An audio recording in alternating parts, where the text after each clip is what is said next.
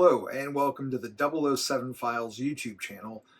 I'm co-host Javi Trujillo and I am flying solo today to talk to you about 007 First Light, the state of play walkthrough that we just received this week from IOI. We got to see 35 minutes of gameplay in addition to a new trailer that was cut from a lot of that gameplay.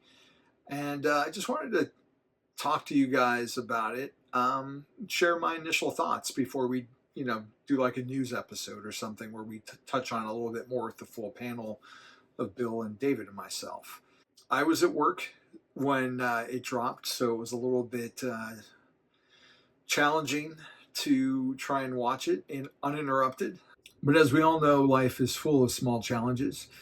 And the footage starts off with Bond as a chauffeur in a green Jaguar, which to me immediately made me think of Die Another Day. And he's going on a mission with other agents, and they get to their destination and disperse. And Bond is sitting by the car and sees bellhop do something very strange.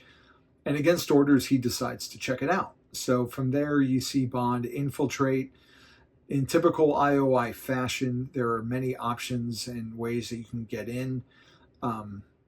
And throughout this whole scene that we're seeing, there's a lot of dialogue at this point, and where we get to hear how this Bond sounds, we get to see how he moves, and I was really encouraged by it. I like the voice that we're getting for Bond, the one-liners, and the way he handles himself just feels like 007. And as the trailer progresses, we do eventually get to some stealth and some action. We get to see the car chase from the original trailer in the Aston Martin that he steals from the parking lot. It's not something issued to him. And he has a, let's say, maybe rival, maybe partner agent from a different agency. And we don't really know yet how their story is going to keep interweaving. But he gives chase to the person. Eventually, after seeing some very, Bondish stunts, we get to a foot chase, which then leads to infiltrating, I don't want to call it a base, but an airport, let's say. And Bond then trying to make his way onto said airplane. The fight that ensues on the airplane, and then a free fall, which obviously, Moonraker. That was the initial segment before we get to see the new James Bond in person. And he introduces some of the major characters that we're about to see, some of which we've seen in other video games or movies. For instance, M is actually a character she was in No Time to Die. So it's nice that we have a little bit of Bond continuity in between things. And then from there, we get back into more of a, let's say, a guided gameplay where we get to see a little more action, a little more stealth, and they're kind of talking us through the different ways you can go about a mission. So I haven't really played a lot of Hitman still. I did buy Hitman 3 or World of Assassination when they announced the Le Chiffre levels. And I pretty much just, outside of one or two missions, I've been stuck on the Le Chiffre. Not stuck, but I've been playing those. And then I kind of put the game aside once I beat it, the Le Chiffre missions, to focus on other things that have dropped, like Indiana Jones and RoboCop and Death Stranding 2, which also has a ton of Bond connections. So it was always my intent to get back to Hitman as we get closer to First Light. And I can see how that's going to be really beneficial because I can already see the similarities. And I know there have been people who've made comparisons to what we saw with Uncharted, which I have also not played. But I definitely see the Hitman influence in the game with how you have multiple choices of a way to do a mission. The emphasis on stealth and thinking. And you're not just, you can shoot your way out of things, but it's more challenging when you do it that way. And again, just going back to the Hitman, like you have more than one way to achieve your goals, which I I think is really going to be instrumental in making this game a success. Me personally, I like to explore and try and find everything that I can, a bit of a completionist that way. So it's going to be very interesting for me to try and go through this game and figure out all the different ways I can obtain my objectives. And I think that's going to make it very worthwhile and, offer lots of replay value, which, judging it by how I've replayed Nightfire and Everything or Nothing and Bloodstone, Agent Under Fire, like, I'm going to be playing this game for a long, long time to come. And the graphics just look phenomenal. I would expect nothing less, from a PS5 game, especially after playing the aforementioned Indiana Jones and Death Stranding 2. Like, this is going to be a next level Bond game, since we haven't seen the character in any home console since the PS3, which, if we were lucky, the games were 1080. I think Legends went to 720p. So it was actually a downgrade, I think, from Bloodstone. I could be wrong, but I feel that the graphics on Legends weren't as good as like GoldenEye Reloaded. That's what I meant to say, GoldenEye Reloaded. So it just looks beautiful. The environments, you get to see the countryside and the way the trees move. When you're indoors, all the different lights and people that are moving around, like it feels like a crowded environment. The driving levels look great. They feel like those classic driving levels on those aforementioned Bond games. And I even like how the Aston Martin takes damage during the chase. And like you see like the fenders kind of half off and the license plate. And it just looks like a rollicking good time. And it makes me think of things like Nightfire or Agent Under Fire, where you would get those Bond moments for doing something spectacular and the music would blare. You get the little 007 logo popping up. I see a lot of similarity with that in what they showed during this gameplay. Especially the Aston Martin does a particular stunt. Bond, when he's trying to get on the airplane, utilizes his surroundings to be a blunt instrument. And, it looks like a lot of fun. And I even noticed that throughout all the stealth, there becomes a certain moment where on the screen it pops up, license to kill activated, indicating, okay, now would be a good time to use your weapons. And of course, it looks like he's handed a P99. I'm not really a gun guy, but it looks a lot like the Walther P99. And I think they mentioned that there's a Q gun. I assume that's just the standard issue gun that Bond gets. But it definitely seems to hit on all the right marks.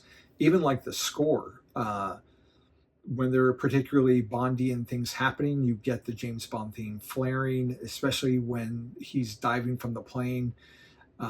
Just the way they arranged it for that sequence it's pretty awesome. It's so great to have that back. And I know that some people didn't like the use of the Majesty's theme in the various trailers. I do. It doesn't bother me at all because I don't feel, outside of Spectre and this game, like I don't feel like we see it used all that often. And I like the fact that this, it had its time where it was not as well regarded as it is now. So it's nice to see it finally get its appreciation, and the fact that they're utilizing this theme. It's an all-timer. It's kind of like back in the Barry days when he would utilize the 007 theme instead of the James Bond theme. And it feels like the Honor Majesty's Secret Service theme is supplanting the 007 theme as the alternate Bond theme for like this generation, which I think is really cool because it's still John Barry and it's a great score. It's a great arrangement. So, yeah, I'm greatly looking forward to the game. As soon as I had a chance, I immediately went to pre-order. So let's talk about that really quick, because you have different editions. You've got your PlayStation, your Xbox, your I think your Switch is getting it, and also PC. So there's a standard edition, which just has your base game.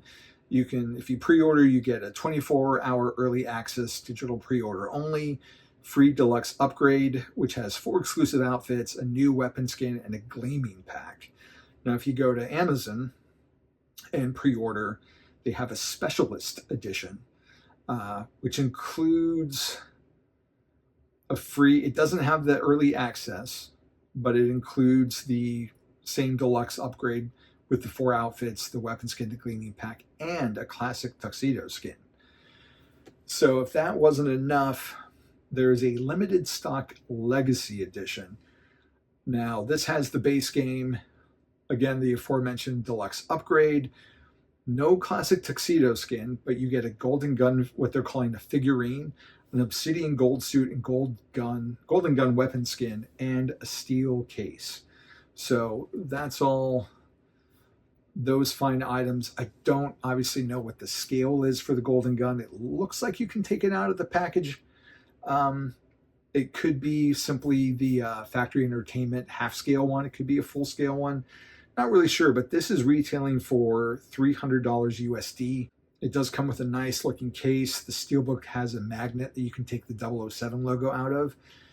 So is that worth it to you? I don't know. I haven't gotten a lot of limited edition video games. I think Injustice 2 was one of them. No, I take that back. The first Injustice. So I don't really have a lot of room in the collection for all the ephemera that comes with those things. But I mean, this is James Bond, and it's been so long that, yeah, I kind of pre-ordered the limited edition on Amazon. Whether or not I keep it until, we get to March. They did give us the official release date of March 26, 2026, which is really exciting. That the way this year has gone, it's going to be here before we know it. So very excited about that. But whether or not I decide to keep that pre-order or just downgrade to like the Legacy Edition, I don't know, because I don't know where I'm going to put that golden gun. But maybe just on the desk or on the bookshelf next to all my other, I don't know. Don't have a lot of space. But because it's been, by the time the game comes out, it will have been like 14 years since we've had a Bond game. Like, I just want to celebrate that moment. I'm kind of curious to see if the golden gun factors into anything, like it did in GoldenEye, where it was a multiplayer aspect. And that's something they haven't touched on, how any, alleged multiplayer would work, if they even have it. Given that Hitman does let you have some online competition, I wouldn't be surprised if it does. But that remains to be seen. But overall, I mean, I was extremely encouraged by the initial trailer, and now watching this gameplay, even more so. Like, it has been a long drought for Bond video games, and as much as it's been a long wait between movies, like, this has been even longer. It's been a long time since they announced that they were doing this game to begin with. But based on what we saw, I mean, it definitely looks worth the wait, and hopefully it, does the job and captures the imaginations of a new generation of fans. And it doesn't bother me that, they're very clear that this is, earn the number. This is a young Bond, and, he's not the fully formed one that we're used to. This was like Bond and Casino Royale. So I like that we're going to get to mold this character and make these choices with him. I like all the little nods to, prior gameplay. We get to see the Omega have gadgets, and you even have a HUD display letting you know the options that the watch will do. But, we get the literary side as well with the scar. Definitely feels like a lot of movie things as well.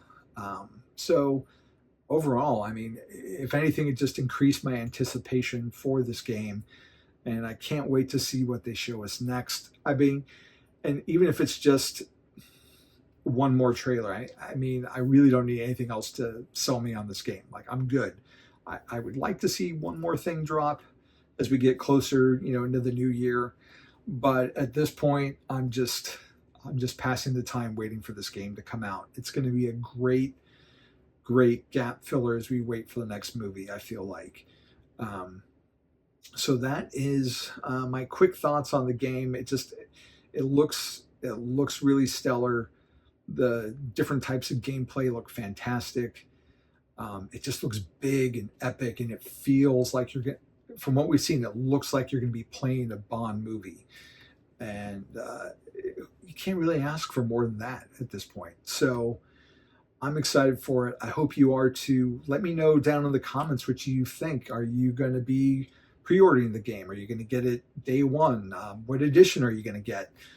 Are you going to pass all together and wait for the next movie? So yeah, let us know down below in the comments. Make sure you like and subscribe and do all the things. Make sure you subscribe also to the audio podcasts of the 007 Files. We've got great new content coming up. We kicked off season 3 as of this recording with an interview with Joe Darlington promoting his new book, Being James Bond, volumes 1 and 2. And our Thunderball 60th anniversary conversation is dropping as of this recording as well. So that'll be a 2-parter, and lots of great new things to talk about in the episodes to come. So again, thank you for watching. Take care. The 007 Files will return.